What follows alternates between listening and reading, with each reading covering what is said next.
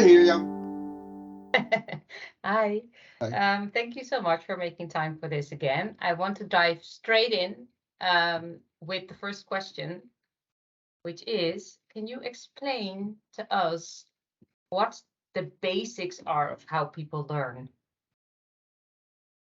Yeah, I think I can do that. The basics are really basic. If we look at our cognitive architecture, we see that a lot of stimuli enter our five senses all at the same time. A rough estimate of that is somewhere between 11 and 12-minute bits of information per second. And they enter our sensory memory for our five senses. And most of what enters our sensory memory is as quickly lost as that it comes in. It's really a question of a second or two. But if we attend to one or more of the stimuli, then they are transferred from our sensory memory to what's called our working memory. Our working memory is where we do things, where we carry out things, where we carry out information processing operations. Where we solve problems or carry out tasks. We do that all in our working memory. In our working memory, it's can hold things for anywhere from 3 to 20 seconds. If you don't do anything, you lose it. Think of someone says to you what their telephone number is, and in the Netherlands, that's 10 numerals. And you've immediately forgotten it because it's not only 3 to 20 seconds if you don't do anything with it, but it's also fairly limited in size, something around 5 new items of information at the same time. I say somewhere around, we don't know exactly. In 1956, we had the idea of 7 plus minus 2. Yeah. Later, with Cowan, that was Miller, George Miller. Later, we had from Cowan, he said it was somewhere around 4 based upon studies of neuroscience. But in any event, it's limited in time and in number. And the 10 numbers, you've lost it very quickly, but it's also hard, the 10 new numbers. Now, I could do something with those 10 new numbers. I could, instead of saying the 10 numbers, I could put it in groups of 2. For example, 2735 is 2735. So now I've reduced 4 to 2. And so I've reduced my 10 numbers to 5 numbers. Or I could say it a number of times, okay, 275, 236, and I repeat it. If I don't do either of those things, so make it manageable or reduce or repeat it, I lose it again. If I do something with it, I bring it into long-term memory. If I process the information by thinking about it, coupling with the numbers, an event in my life or something that I have in my head, I then don't have to keep it in my working memory while I need it, but I can recover it from my long-term memory and make use of it. For example, if you're carrying out something in multiplication, if you know that 6 times 7 is 42, you don't have to carry out that multiplication operation while you're solving the problem, but you just grab that 42 out of your head. So what have you done? You've reduced 6 times 7, that's one operation, carrying out. Now 6 times 7, that is, all those things. Or even if you're using a calculator, those are all memory slots that you're making use of. But if I can just get it from a long-term memory, it's 42. Learning is the number of times and the number of different ways. That's very important, the number of different ways. You bring it from your working memory to your long-term memory, and the number of times and the number of different ways you bring something from your long-term memory to your working memory. Think of it as like walking across a grassy field. The number of times you go back and forth, the more clear that path is through the field. Now, that's essentially how we learn based upon our cognitive architecture. Thank you. Let's move on to the second question. So when we think about learning in work, learning in organizations, then we're not dealing with multiplication tables, right? It's very different. So can you speak a little bit about how that's different and just give an example? It's different because you have to retrieve quite a lot of things from your working memory. You often have to transfer it to a different situation.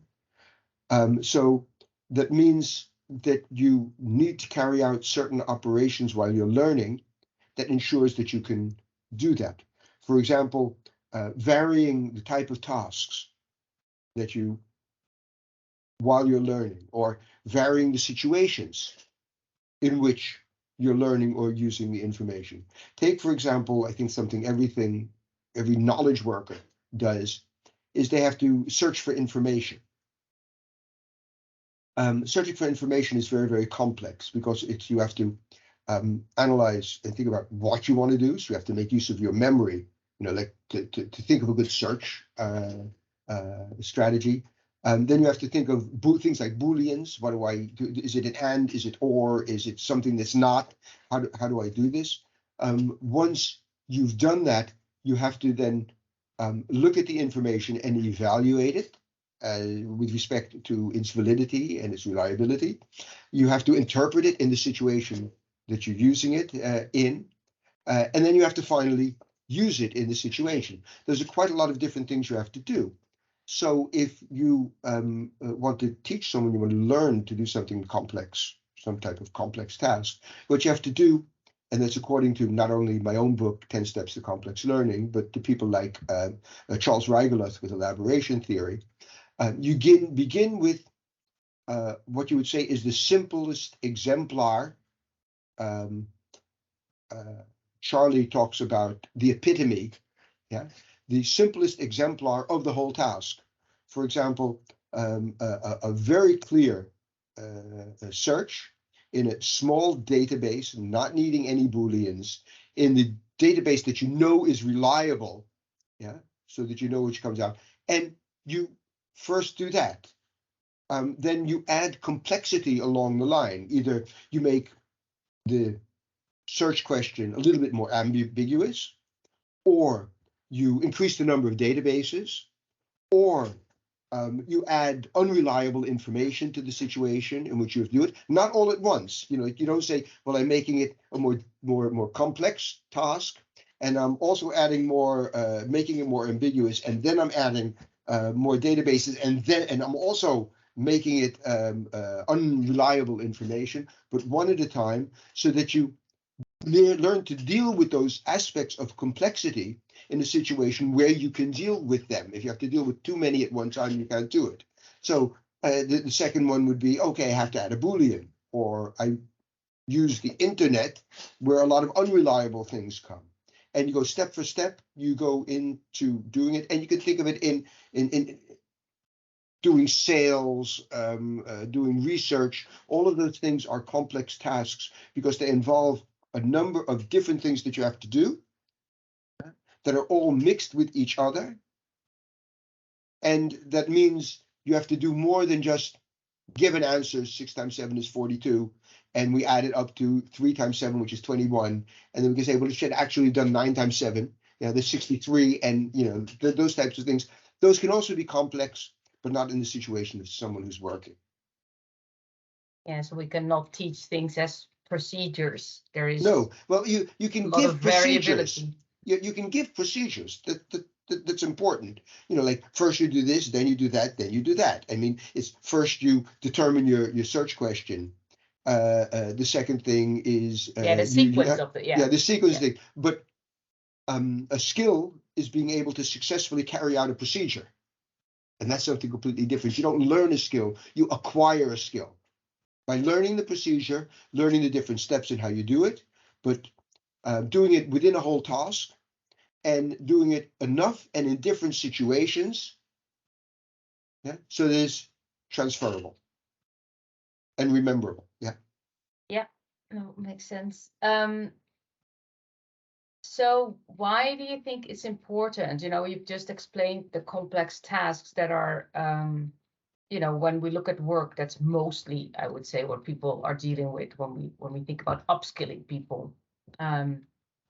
So why is it important for learning designers to apply what we know from the learning sciences to help our people, like workers, employees in organizations, to acquire these skills? I think I can answer that question in one sentence. And it's a sentence that I'm quoting from a good friend and colleague of mine, John Sweller. And he says, without knowledge of our cognitive architecture, instruction is blind. That's the simple answer to the question. If you don't know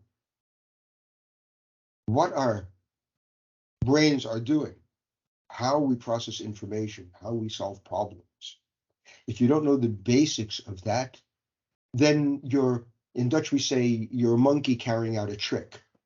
You learn if this, then that. But that's not the way learning works. It's not that simple.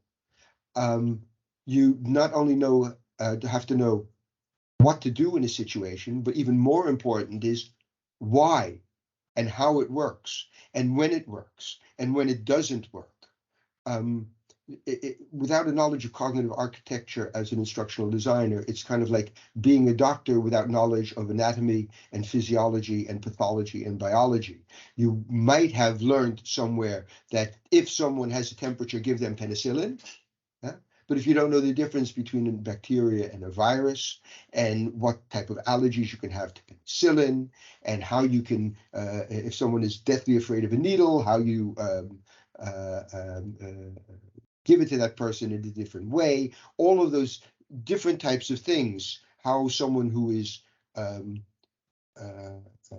obese is different from, not only that they weigh more, but their body functions differently. If you don't know that, then you can't think about what medicine should I give that person, because their metabolism is based upon all other types of things. So you have to know all of these other things in the background. Now, it's the same thing with an instructional or learning designer.